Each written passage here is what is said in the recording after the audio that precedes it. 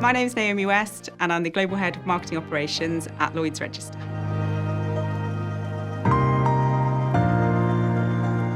So my carbon admission is that I used to definitely oversimplify the problem, and what that meant was that I then oversimplified the solution, which is not something I do anymore.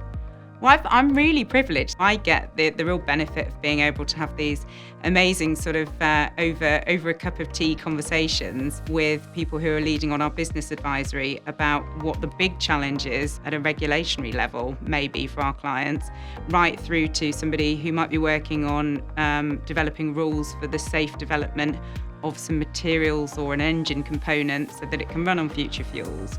But, having now got two children of my own and sort of seeing their view on the world, I think it's hard to say why you wouldn't want to be part of that. So I think it's a personal interest for me. That kind of social values and getting that sense of giving something back within your role is really important.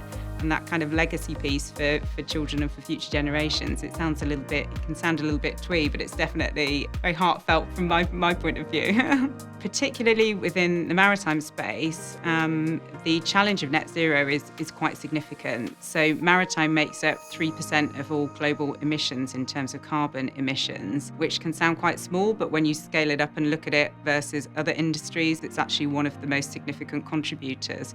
So there is a real desire globally for change, and that change will come through policy, through regulation, through huge industry collaboration to design new engines and to implement new future fuels that are less carbon intensive, and to develop new networks for those fuels and those port infrastructures to be able to operate the maritime fleet, because we have 1.8 million seafarers on the sea at any given point in time, and we are so incredibly dependent as a civilization on maritime and the shipping of goods and fuels and food. So it's really fundamental at a global level that we work together to solve this, particularly within the maritime sector.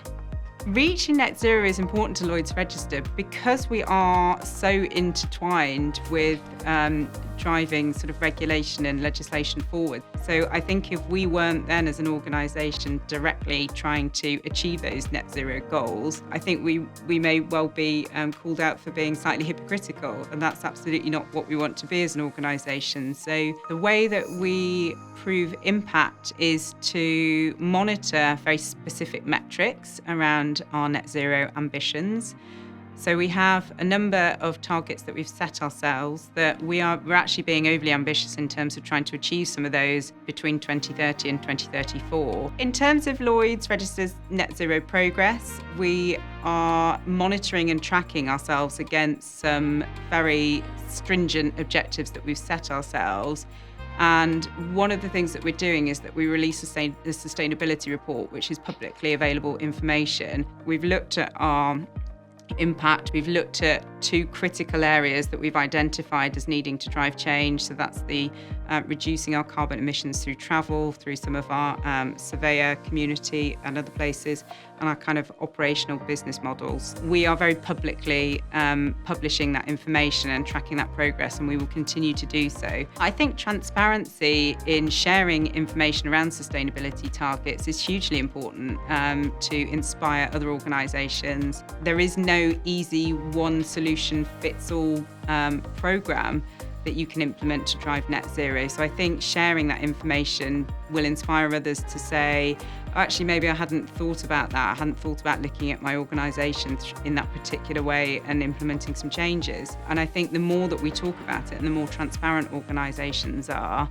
the more well-informed we are for what some of those regulatory changes may need to be for those that are maybe a little bit further behind the curve in terms of their aspirations or their ability to implement net zero goals.